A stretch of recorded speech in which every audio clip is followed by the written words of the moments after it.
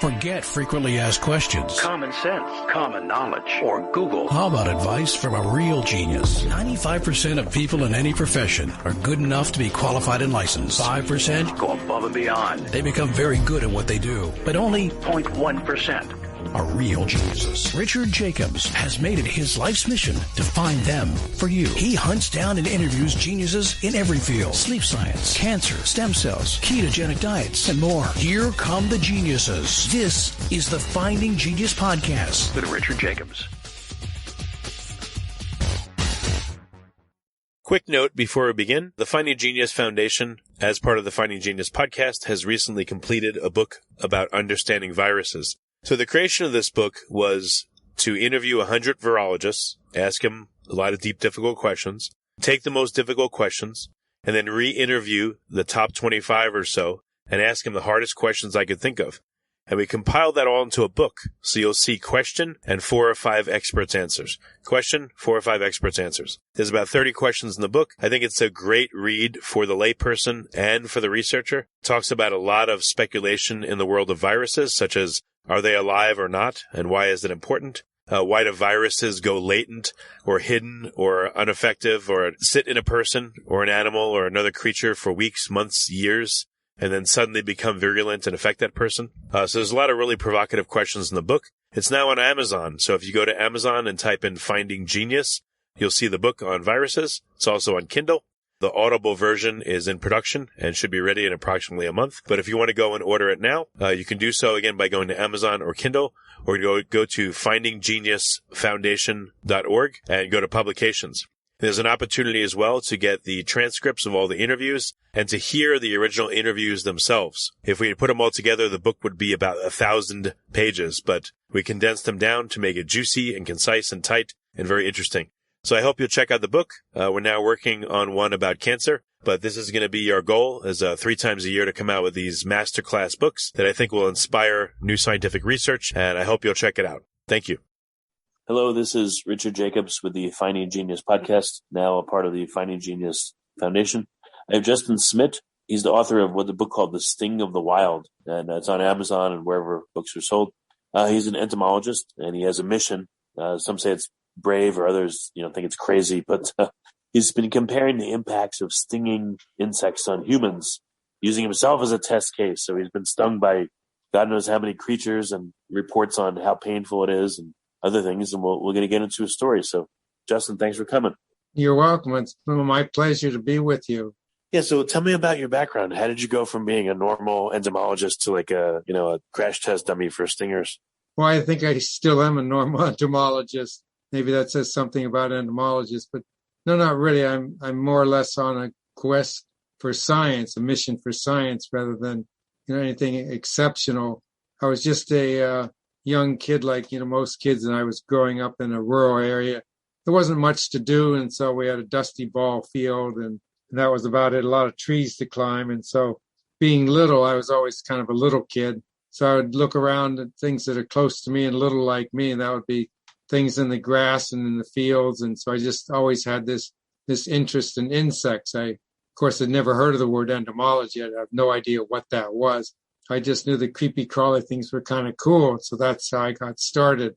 Okay. And then how did you transition into working with stinging insects, venomous insects? Yeah, what happened is as I got older, I got into high school. I started taking science courses, first biology, and I decided that, hey, biology is really cool. We got to go and stomp through swamps and try to catch dragonflies and things of that sort, which was always fun. And of course, you'd always fall in and end up with a muddy mess, but that was always just good, clean, fun part of the operation. Then I progressed to physics, which was absolutely fascinating. I loved physics; just explained so much. So I decided, well, I guess I'm going to become a physicist. So then the next year I took chemistry. I said, hey, chemistry is the coolest subject around. I guess I'm going to become a chemist. So you can see I really hadn't made up my mind at that point. I just was intrigued with anything out there that was kind of interesting. So when I went to college, a couple of good friends of mine had said, well, you can't study bugs. Nobody makes a living doing that. So you got to get a real job so you can support yourself, make a living. And so I thought, well, I like chemistry. chemistry's fun and it's a good job to get paid and lots of demand for chemists. It's a tough field. So I enrolled in chemistry and I loved chemistry and I went through that, got a bachelor's and a master's, and I was working on my PhD and I decided, gee, all my friends are out there in nature. They're doing cool things, marine biology or geology up in the Arctic or, just outdoor things that were kind of scientifically interesting and fun. What was I doing? I was sitting in a lab with a white lab coat, smelling benzene and carbon tetrachloride and really noxious sort of things, doing repetitive experiments. I thought, gee, there's got to be more to life than this. So at that point, I decided to change gears and go back into entomology, back to bugs, that is. And I found a professor in Georgia who was like me. He had gotten a master's in chemistry and then decided that he really wanted to do biology. So he was kind of a kindred spirit and understood where I was coming from. So I set up and worked with him. So the first thing I arrived, I thought, well, what do I do? Here I am. I'm sort of a chemist. I had biology in high school. I didn't have any in college except for genetics and ecology. I did have those two courses, but that was it. So what am I going to do as now a full-time biologist, entomologist type biologist? I said, well, put my chemistry to work. I'll study the chemistry of stinging insect venoms. And so that's how I got started in that realm. Okay, so you got into stinging insects. Are venomous insects different from stinging insects? Is that an important distinction, or are they the same?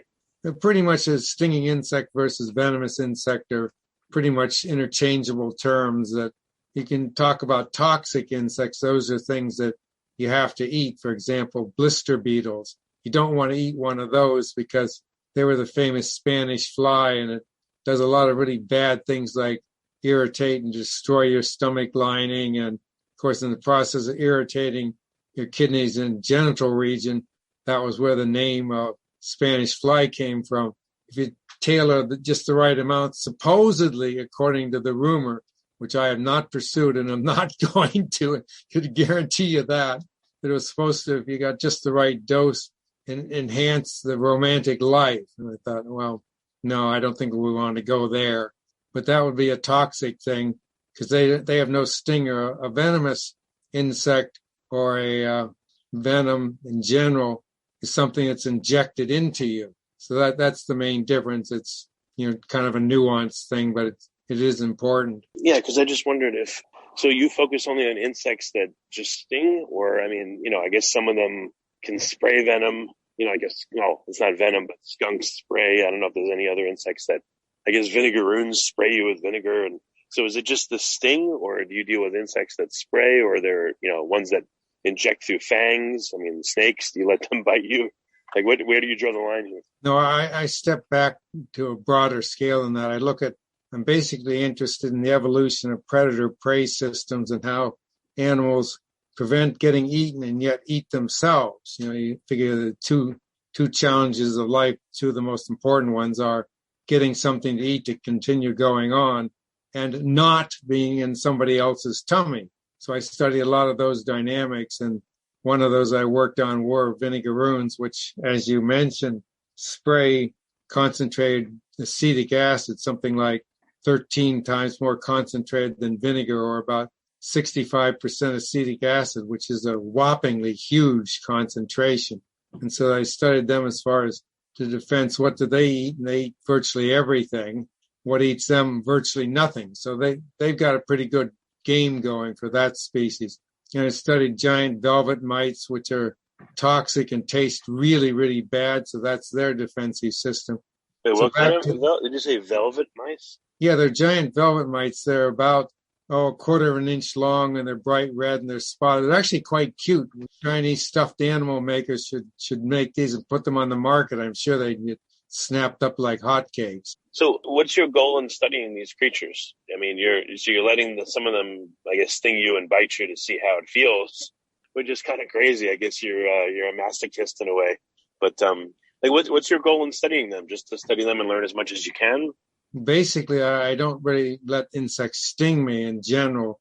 What happens is I'm, like I said, on a quest of science to try to understand how social evolution arose in the insects. Like we're a social species that, as you can see in the news right now, people are getting crazy because they're getting cloistered up all alone and they're missing social contact. Well, social insects have the same thing. They live with a mother in most cases, the queen, and they have lots of young and they live in a colony and this sort of thing. And my question was, how do you get there? How do you go from a single mom, which raises all her babies alone, to a huge colony of sometimes thousands of different individuals, all in one like insect city, so to speak? How do you get from A to B? And the problem is, you say, well, why should that be a problem? The problem is, it's, as my analogy goes, if you're in a cocktail party and you're a little bit hungry and you see across the way a bowl with a peanut in it, are you going to go and bother to cross the room to get it? Well, I wouldn't. Most people wouldn't. It's not worth the effort to do that. But if there's a whole huge brim full bowl of peanuts, then yes, it's worthwhile. So that analogy relates to stinging insects. The single mom who has a stinger, she stings caterpillars or cicadas or, whatever the prey is that particular species uses, and feeds that to her young. But she's like the single peanut, one scrawny little insect. It's really not worth the effort trying to catch her. She's probably fast. It can run away and fly away or something of that sort.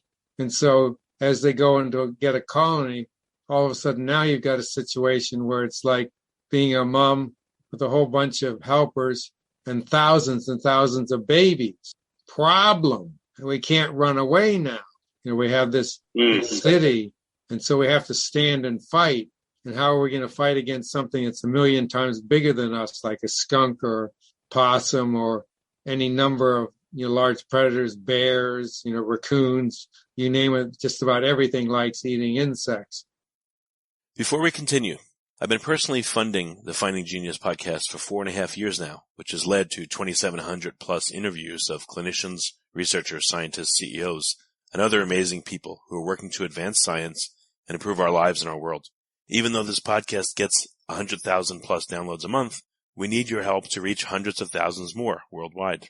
Please visit findinggeniuspodcast.com and click on Support Us. We have 3 levels of membership from $10 to $49 a month, including perks such as the ability to see ahead in our interview calendar and ask questions of upcoming guests, transcripts of podcasts you're interested in, the ability to request specific topics or guests, and more. Visit findinggeniuspodcast.com and click Support Us today. Now, back to the show. And so my hypothesis was that the only way you could survive and evolve to that very useful city-type colony environment is to be able to defend against things many, many times bigger than you. And about the best way to do that is by stinging them and causing extreme pain and or toxicity. Usually the two go together. Okay. The pain gets your attention, and toxicity does damage, makes you swell up or, whatnot. In extreme, it can actually kill you. So I was working on that, and that's pretty much where it all started. I had nothing in mind about a sting pain scale. That was the last thing from my mind.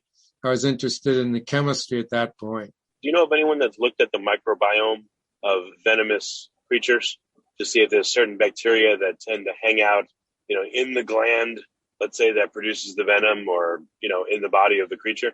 There's actually quite a whole field working on the microbiome of venomous. These are all parasitic wasps, and they're not the stinging ones. They do have a stinger. It's actually called an ovipositor. But what they do is, many cases, they will sting a caterpillar, say, lay a bunch of eggs in them, and then the female parasitic wasp leaves. And what happens is she injects a bunch of viruses in there, and the viruses kind of take over the physiology and hormonal system of the host. So it keeps on eating and growing. So there's lots of nutritional food available for the young. And so there's a lot of work going on in this area. It's probably many more species than what I've worked on that are in this category. But as far as the stinging insects that I work on, I don't know of any studies of symbiosis or a microfauna that has anything to do with the venom gland or the venom itself. It's all pretty much synthesized de novo, that is, by the insect itself. Okay. So how did the stinging pain scale come about? How did you get that idea? Yeah, this was what I call serendipity, that I was working on something called the Florida harvester ant. And the reason we picked that was there was literature reports that this thing really hurt. It hurt a whole lot. And that was interesting in itself. But more interesting was it had very unusual reactions that it produced in the person who was stung. You would end up with the hairs on your arm or your part of your body that had been stung all of a sudden standing up like the hairs on a frightened dog's back. This hadn't been normally seen. It's stung by a honeybee. That doesn't happen. Or a wasp. No, it doesn't happen. Or ants or anything else. But this particular group of harvester ants did that. And they also caused a localized sweating around the area. And the third thing that they did was they caused a kind of a dull, really unaesthetic pain in the nearest lymph nodes. All those things were unique and were not reported for any other insects, plus the fact that they hurt for like 4 hours after you got stung. Whereas a honeybee, you can nurture along the pain for a little bit, maybe after 10 minutes, but you're really pretty much just pulling out of thin air at that point. Usually it doesn't hurt that much, and so you're just kind of imagining things. But with the harvester ant, it really did hurt. So I said, aha, what's the chemistry of this? What's going on here? Why is this so different from a honeybee?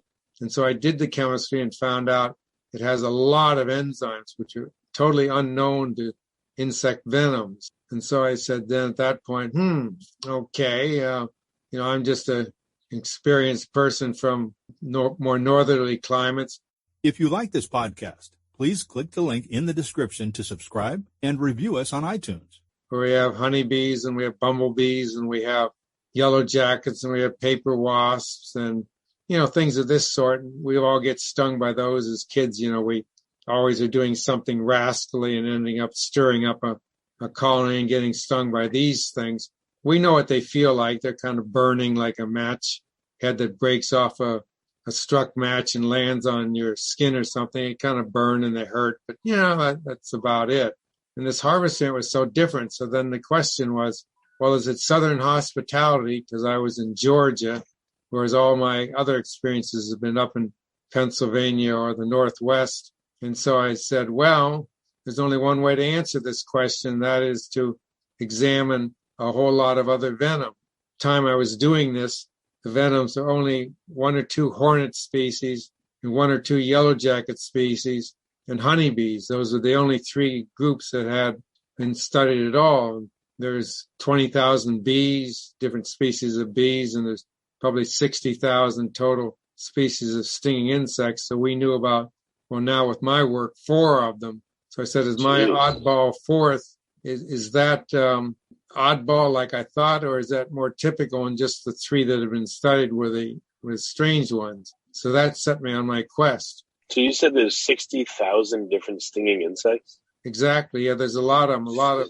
There's about 15,000 ants, 20,000 bees, and there's a lot of wasps. Social wasps alone are almost 1,000. Then there's a lot of solitary ones, the mud daubers and the cicada killers and, various cricket catchers and a lot of things. There's many, many of those as well, things to possibly do. But also I can pretty much predict what most of them would feel like now that I've, done this for many years. I'm to the point where I know enough about the behavior and the taxonomy and the lifestyle that I can pretty much predict and the taxonomic relationships of these things, how much they're going to hurt. But so are there any that are so bad that they would be dangerous for you to be stung by, that they would kill you? Well, the most dangerous one of all, of course, is the honeybee. People think, oh, just sweet little honeybees on the flower out in my flower box or in the backyard. The problem with honeybees is you can get 20 to 50,000 of them in a colony. And if you go and mess with them, especially what we call Africanized bees in the New World where we are in the U.S. and that sort of area, Latin America. And in Africa, they have the true African bees, and they're all about the same. You get those stirred up and you can get 1,000 or more stings. And you start getting that many stings. My analogy is that a honeybee sting is like 1/500th of a rattlesnake bite on wings. So you can imagine if you get 500 stings, it's like getting bitten by a nice, juicy eastern diamondback rattlesnake or something of that sort. And so if you get 1,000 or 1,500, that's like 3 bites of a rattlesnake. Wow. This is getting pretty serious. So, the famous bee expert in Cornell University back several decades ago, when asked what's the most dangerous stinging insect in the world, he said, without a doubt, it's the giant honeybees of Asia, Apis dorsata and Apis laboriosa. And they're so dangerous because they have 20,000 individuals. They're bigger than, our honeybees we're familiar with. So that means they have more venom. And the scarier thing is they have an open comb. So they're not in a hive or not in a hollow tree with a restricted entrance. And you go and irritate them. And what happens is a whole wave of about 10,000 bees just falls off this huge comb that's hanging on a tree branch. And they just instantly swarm and attack you. And they've, I think, been recorded to actually kill things as big as elephants once in a while, although I'm not sure whether that's actually documented or just, sometimes you get urban legends that are, hard to actually document. But you really don't want to mess with those things. Yeah. I've seen of interest to me are like scorpions. Now, I know that some of the ones that look the worst, like the emperor scorpion, are probably no big deal to be stung by, but have you ever been stung by a scorpion? Have you tried that? No, I've been fortunate that scorpions aren't stinging insects. They're arachnids, more related to spiders and vinegaroons. And really all my work has been trying to understand the evolution of stinging insects, hymenopterous, ants, wasps, and bees. And since they aren't one, there'd be no use to me. And I don't try to get stung. I just work on these insects. And in the process of working on them, you usually get stung. For example, one time I was walking up a stream in Costa Rica, just a leisurely Sunday, took half a day off work and decided I'm going to enjoy nature. So I'm walking up with a backpack and I run into this colony of wasps. I knew what they were. I'd never seen one before. They're called Polybia rejecta. And the name rejecta kind of gives you a hint as to something about their personality. And so I thought, well, here it is. I'm just down here for another week. I've been here 3 weeks. I may never see this thing again. I'm 2 hours up this stream and I don't want to go back down, get all my equipment and come back up. It'll be dark and I'll get lost and probably fall in the river and drowned or something. So I'm going to deal with it right now. So all I had 2 insect nets. So one of them went over my head as kind of like a supposed bee veil type substitute, which it wasn't very good at, but I thought it was better than nothing. And the other one, I thought I would bag the wasp colony with, so I'd come up to it and give it a big snap and it'd fall into the net. And then I could tie the net off and voila, I would have my creatures. That was nice, neat, and tidy. Right. Well, turned out the nest was a little stouter than I thought it was. It didn't come off very easily, but the wasps sure did. They were quite mobile. And I got, a dozen or maybe slightly fewer stings of that.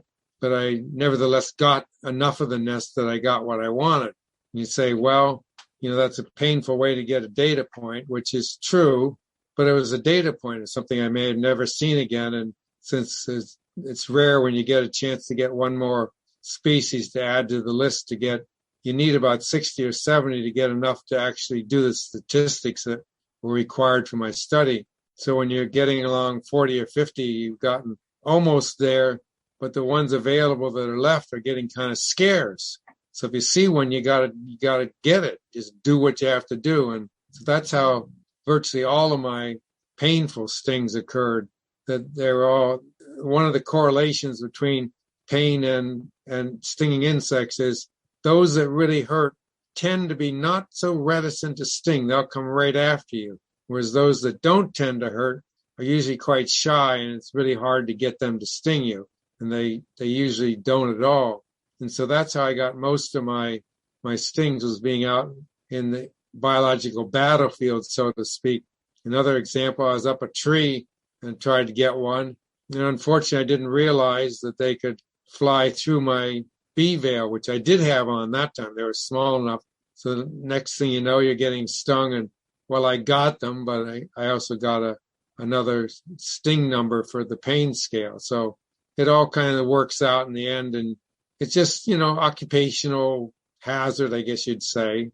Why? So are you letting these things sting you, or they're just happening because you work with them so often? And what have you noticed? Like, are people now saying, "Hey, would you mind letting this thing sting you so we can see how it feels?" Like, are people trying to get you to be stung more than you were, or like, what's the whole reason that you made this index? Yeah, it's the latter. Usually it's happened that I just get stung in the process of working on them.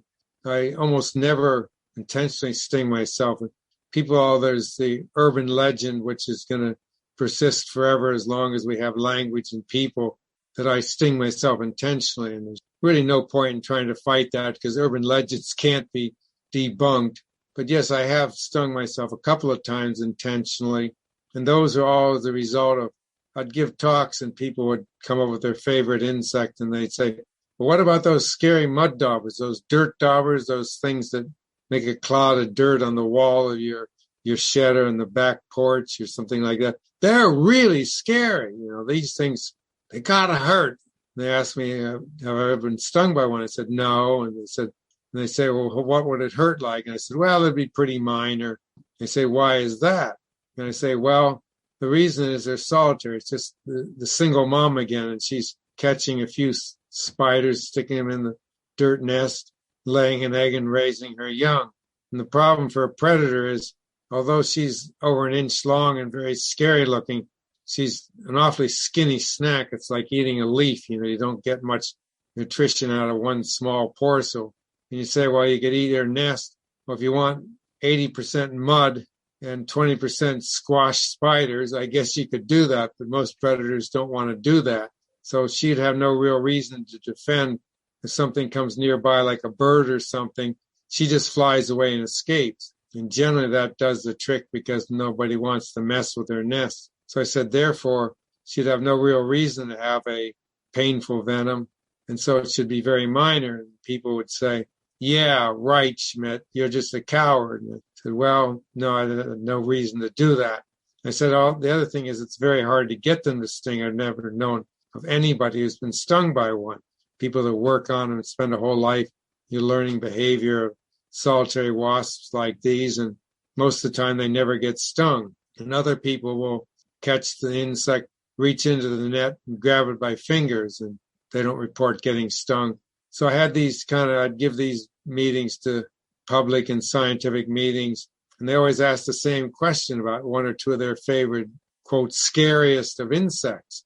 And so I finally decided after they were like pit bulls as audience. They always wanted to know about the same things. And so I said, well, okay, I guess I'm going to have to bite the bullet, get myself stung by this so I can fend off these questions that I'm getting all the time. So I went out to a southeastern Arizona dry area that had a stock tank, which is basically the water for free-ranging cattle in the area.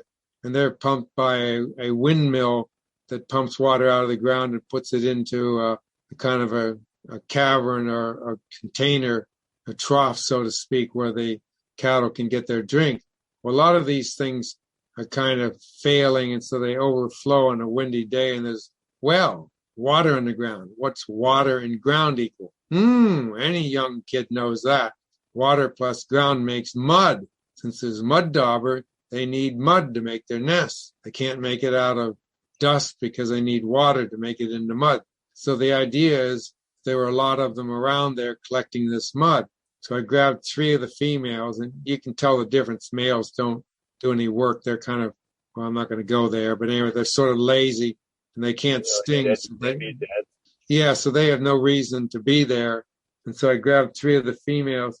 The first 2 are duds. I couldn't even get them to sting me. I would kind of hold them and push the tip of their abdomen where the stinger comes out into the softest part of my inner arm, trying to get them to sting. And the first 2 were abysmal failures. Third one, they finally got to sting me a couple of times. And the reaction was, as I predicted, kind of underwhelming, because they normally don't get attacked by anything, and so they therefore don't need to sting in defense. They use their sting for paralyzing spiders. That's, what their main job in life is, catching spiders and putting them in mud nests. So I had to do this with cicada killers and mud daubers, and there might have been 1 or 2 others. Some of the solitary wasps that look like paper wasps, which incidentally do hurt a lot. The paper wasps above your eaves or something that you see in the summer, and they have anywhere from a dozen to 50 or so wasps. When they sting you, they really hurt. So they evolved from solitary ancestors that would catch caterpillars. And these ancestors were, again, single moms. So my prediction was, which is actually a fascinating question, is did single moms not hurt much? But when they became social and queens, did all of a sudden their colonies start really hurting? So I thought this is a good thing to test. And again, it's almost impossible to get stung by one of these solitary, often called potter wasps, that are the ancestral type relatives of the paper wasp. And so I've been stung by probably 4 or 5 different species. Pretty much all of these had to be intentional, and they were all basically a 1. So that's pretty much trivial. It's, like I say, nothing to write home to mom about. What was the worst? I think you said a bullet ant, or what was the Yeah, those are ants. And so there are some of these paper wasps that are just mentioning that go up to a 3. And so it turns out the solitary ones are mostly a 1. The paper wasps, some of the smaller ones, go up to a 2, which is basically the same as the honeybee. It's smart. It gets your attention. You don't want to be stung by a 2. A 1, well, it's kind of anticlimactic to say the least. And a 3, you really don't want to go there. And some of these big paper wasps will go up to a 3. There are no paper wasps. Well, there's one relative of the paper wasp. It's the tropical warrior wasp, which will actually get up to a 4, and the bullet ant. Well, what does the bullet ant feel like? What's the worst thing you've had? Is it a bullet ant? What did you have? Any medicine standing by to help you in case the pain was too bad? No, the bullet ants are actually kind of a fascinating creature. They're by far the most painful stinging of any of the ants, bees, or wasps, and they're strictly in the New World tropics from maybe Honduras down to southern Brazil. They're kind of a secondary growth or rainforest adapted species. And it's a really interesting ant because they're the second largest ants in the world. So they're big whoppers. They're almost an inch long, about 4/5 of an inch. And they have huge colonies. So they combine a couple of things, big individuals and a lot of them. So there's lots of yum, yum, dinner if I can stand the spice. But they're a little bit too spicy for virtually anything, including people. But people have used them. There's been quite a number of expeditions of the last 15, 20 years going to Amazon, where there are some of the local tribesmen that have initiation ceremony, kind of puberty rites, so to speak, where they have the young, wishful warrior or hunter has to endure the pain of getting stung by bullet ants. The logic of why they do this is that if you're going to be a hunter and get married and take care of a wife and kids, you have to be tough enough to go out into the forest, get scratched up, get bitten, and get stung by everything on earth in the process of trying to catch a monkey or something for dinner for tonight. And they don't want wimpy, people that are incapable of doing that, because then all of a sudden they'll have a bunch of orphans or starving kids that aren't being taken care of properly. So they want to make sure you have the mettle to do that. So they go through these initiation rites. And as far as I know, there's never been anybody that's died of those. And they get several dozen stings. They usually put their hands in a mitten, which has been woven with the business end of the bullet ant sticking inward. And the scary part, that is the head and mandible snapping away on the outside. But don't let that scare you. It's the inside. It's the business part. So they have to put their hands in these things, get dozens of stings, and in the process they aren't allowed to whimper. They can writhe maybe, but no noise. And then usually they have a dance ceremony where you're dancing with these mittens on, which I think is a good idea. It helps distract you from this unbelievable pain. I've been stung only by one ant at a time, and that's much less than getting how bad 20 or 30. What does it feel like? Well, they call them bullet ant, which is a direct translation from the Spanish of bala, which is what they call them. It's kind of like I've never been hit by a bullet, but I suppose people who have equate the two that, this is like getting hit by a bullet, instantaneous, immense, excruciating, debilitating pain that just absolutely knocks you, back. And so that's pretty much what I've experienced the couple of times that I've been stung, and of course, never intentionally. But you don't have to worry, they'll get you. They're a really interesting ant because they nest in the ground, and if you go and mess with them, they come boiling out. And not only they, you think of big, black, clumsy ant, wrong. They're very agile. They're big, but they're agile and they're sticky, and they can climb up. I was using long forceps, kind of like overgrown tweezers that are about a foot long, and they're nicely chromed, and so they're quite slippery, and most things can't climb up them. That might be one of the reasons they have chrome on them. I don't know. But it didn't work for the bullet ants, and so all of a sudden you're jumping around with this horde of ants coming out after you, and you're trying to catch them and put them in a jar to study their venom chemistry. And not only are they coming after you, you're trying to dodge the ones that are charging around trying to find you, but they're coming up your forceps because you can't grab them by hand. You'll get stung instantly. Okay. For example, one time I was working on them, one fell out of the canopy. They crawl up lianas, which are kind of like a vine-like plant. It fell out, bounced off my cheek, and hit the ground. It didn't actually ever stick to me, and it stung me in the process. It was a pretty minor sting. Fortunately, it was very superficial because it didn't have time to get much in me. But that indicates, how quick they are and how fast and how sharp their stinger is.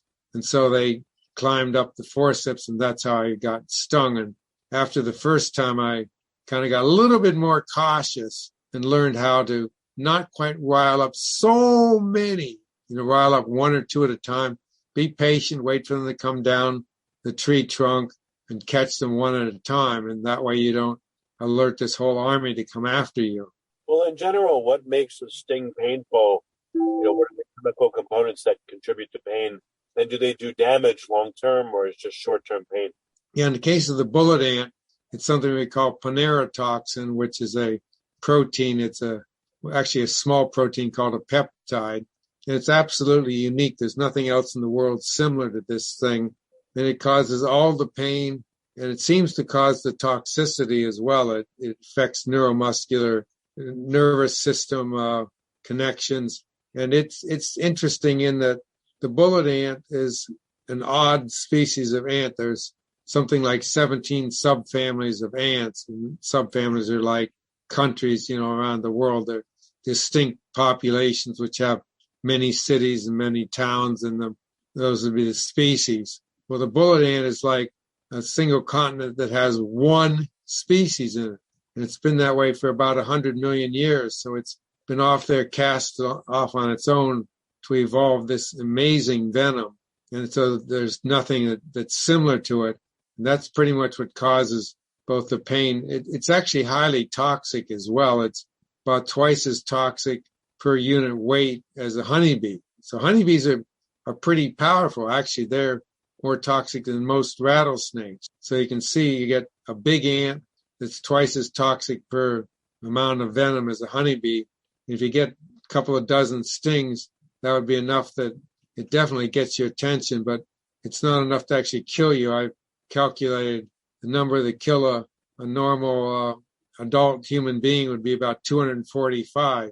So these puberty rites have maybe 2 or 3 dozen. So they're well below the dangerous level. Dangerous meaning ability to kill you. Now, if you interpret dangerous as painful and miserable, well, they clearly are. There's no doubt about that. Are there other creatures you know of that, on your scale of the stinging index, they'd be like a 5 or a 6, or is that just death? Yeah, the 4 is the highest number. It's very hard to get precision. It's kind of like this pain index that's using pain scale that's used in hospitals where they rate, 1 to 10. And they're really not very usable because who can distinguish between a 3 and a 4 or a 7 and an 8 or something like that? Most people just pick a number, and it's very hard to, get much more precise than what I've used, which is 4. And the reason that is you can get stung by something that's categorized as a 1 and then get stung by something which is 2. And the question is, which one hurts more? And obviously a 2, and you say, is there any doubt in your mind? No, not at all. Absolutely, the 2 is much more painful than the 1. And same with 3, clearly more painful than the 2. If it's mass or minus, sort of about the same, well, then it'd be like a paper wasp, a small paper wasp, and a honeybee and a yellow jacket. They're all about the same in overall pain. There might be a slight difference depending on how much venom they managed to inject into you and how sensitive an area of your body got stung. For example, your nose or lips or eyelid area are a lot more painful than, say, the back of your hand or the back of your calf. So there's a lot of subjective things that are going into this, but they're roughly the same. And so a 4 would be clearly substantially more than say, a 3. And that's pretty much about as precise as you can get, which, like I say, getting more numbers is pretty artificial. I suppose if a snake all of a sudden got defined as an ant or a stinging insect, which of course would have to be science fiction to get a flying snake that has a stinger out the tail end and lives in huge colonies. But if such a thing did exist, that would probably be a 5. But otherwise, the 4 is the highest that goes for stinging insects. Well, do you talk to people that deal with scorpions or snakes or tarantulas or, well, not tarantulas, but, various spiders? And do they have their own scales of pain, or are you kind of the lone wolf in this? Well, I'm pretty much, there's one other one, Chris Starr has made a sting pain scale, and ours are basically the same. We've known each other for years, and we pretty much concur on, he's got some species that I don't, and vice versa.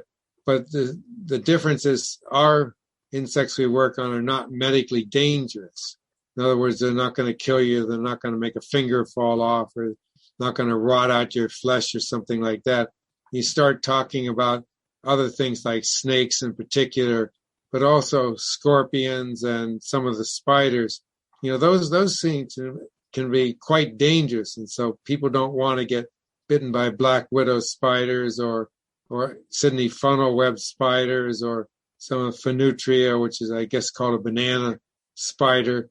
Some of those things can actually, kill people, which is, no science is worth getting yourself killed. Scientists and people who study scorpions and spiders and snakes try very hard not to get bitten or stung by them. But that said, most of the scorpions, like all the ones in the U.S., are pretty benign, except the one bark scorpion, which is in Arizona. Right. Going to Mexico, there's a lot more of them in Mexico, and there's some really dangerous ones down in South America. You don't want to mess with those things. And of course, Africa, they have the death stalker, which pretty much tells you, no, I don't want to mess with that. And so there's a bunch of really dangerous scorpions, so you wouldn't want to get stung by any of those. Most of the spiders you get bitten by are pretty much irrelevant. Very few of them hurt much. And those I used to have an emperor scorpion, and they look scary, but they don't. And I've been stung by it, but it was probably like a 1. But I used to tease people in my college and tell them I would, tie them up and have the scorpion sting them in the testicles. And they were like, no. Yeah. It was just funny. Well, the emperor scorpion is one of the ones that I call the Arnold Schwarzenegger of scorpions. It's big enough and strong enough that it doesn't need to be able to have a gun or a stinger effective, because it can just smash you with one blow of crushing and crunch. That's cockroach is ready for dinner now. Yeah. So, you said, I guess the insects that don't come in around predators very often don't have very powerful or painful venom, but the ones, I guess, that are exposed constantly to predators, they've had to evolve to the point where they have to have very painful and, I guess, at least somewhat toxic venom to get the predators away. And they're also very aggressive about using it, I guess, because they're challenged so often. Yeah, that's basically right. You go to the one exception that we might have is domestic honeybees in white boxes up in the northern areas of the U.S. You can go to them and most beekeepers work them, and they have a veil just because they don't want to get stung in the face, which swells up and is kind of a darn nuisance. Not being able to see out of one eye for a day or two is not really pleasant. But usually they get very few stings. That's because we've domesticated the honeybees to make them very docile, kind of like cows. You don't want to go in Africa and try lassoing a Cape buffalo. You're going to do it once in a lifetime, and that's the end of you. And the analogy applies to honeybees, that the Africanized ones and the ones in Africa are like wild honeybees as opposed to our domesticated ones. And they get attacked by anything from bears and raccoons and possums and skunks in the New World to something called a honey badger, or rotel, as they call it in South Africa, which is basically a tropical wolverine that loves honey. And it's strong enough that it can actually tear apart many trees to get to the honey. It can withstand hundreds of stings. We don't know whether it hurts them or not. I presume it probably does. I would think so. But how do you ask a honey badger whether it hurts? Get close enough to it and it'll tear you apart. But they're serious predators, and so the only way honeybees could survive all these predators was just behaviorally mounting thousands and thousands of defenders that come out just sting and sting and sting. There have actually been cases of honey badgers that made bad judgment, if I may use that term, and gotten stung by too many that have actually been killed. So they're not totally immune to it. And so if you get a good enough defense, you can chase the honey badger off. And same thing with, a bear. If you get enough things attacking the bear's eyes and mouth and tongue, the bear will sort of decide, well, I guess I'm not really that hungry today. I think I'll go find some acorns to chew on or something of that sort. Well, how specific are these venoms, from ants and wasps and bees? Are they specific to only a few species, or they seem to affect everyone?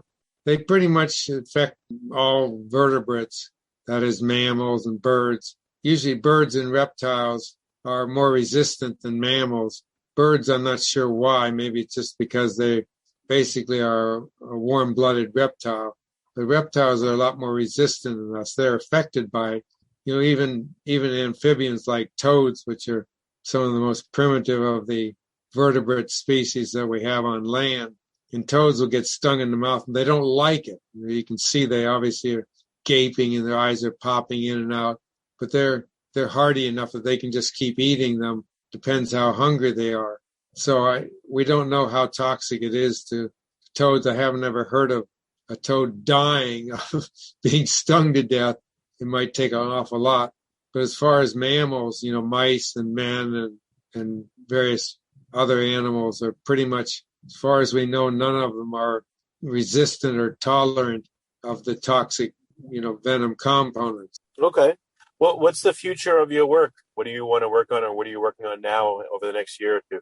Well, right now, I'm working on some of the other species. I'm working on some projects with vinegaroons, the whip-tailed scorpions, and their vinegary spray. And I'm also working on giant velvet mites. So some of the other creatures that are out in the desert that are highly defended.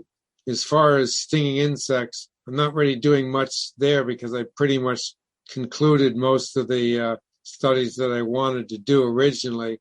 Once in a while I'll add another thing to the sting pain scale. But on the stinging insects, mainly what I'm doing is outreach, trying to communicate the love and joy of nature and biology. And yes, the most scary insects that you can think of are actually really cool. They have really fascinating biology. They're completely harmless if you do a little bit of care, take a little bit of care not to intrude on their territory and threaten them. It's just like us. If somebody threatens us, we try to fight back. And so just be respectful of the stinging insects and enjoy the beauty. I mean, things like bumblebees are essential to us as pollinators of many of our crops, and an awful lot of wildflowers and beautiful things that are important in our aesthetics and lives. And so I'm trying to communicate this is the main emphasis I've turned to with stinging insects, of saying, see, even the scariest of all things, if you look at it, stand back and look at them from a distance and objectively, you can find they're really quite beautiful. They're really not harmful. They're pretty beneficial. Yellow jackets are very good for catching flies and reducing disease problems around farming areas where you might have flies that are a problem. Paper wasps are really beneficial. They catch caterpillars, which are eating up your cabbages and your vegetable crops, and that similar similar crops like that, flowers. So most of these things are beneficial, and the same with ants. There's exceptions of ants that most of us don't really like. Fire ants are, of course, the one that comes to mind.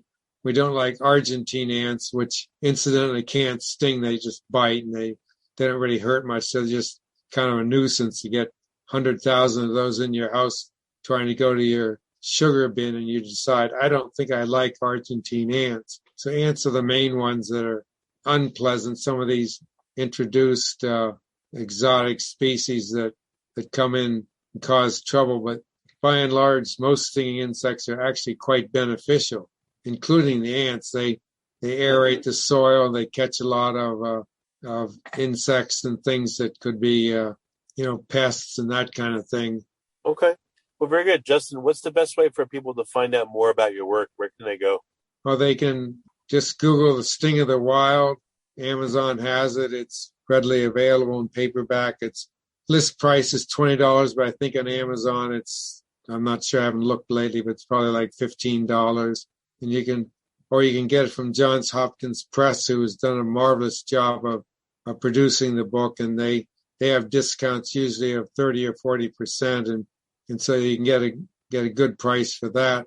The other thing you can do is just do a search on the internet, either under my name or Sting Insects or Pain Scale. The Wikipedia has a couple of nice articles on that, one on me and one on the Insects Sting Pain Scale. And so if you've got a computer, you can just put in a few keywords and you can come up with a whole lot of really interesting information.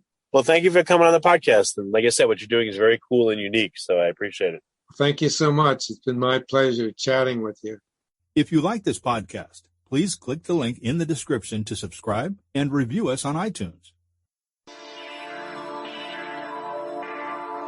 You've been listening to the Finding Genius podcast with Richard Jacobs. If you like what you hear, be sure to review and subscribe to the Finding Genius podcast on iTunes or wherever you listen to podcasts. And want to be smarter than everybody else? Become a premium member at findinggeniuspodcast.com.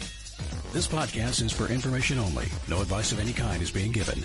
Any action you take or don't take as a result of listening is your sole responsibility. Consult professionals when advice is needed.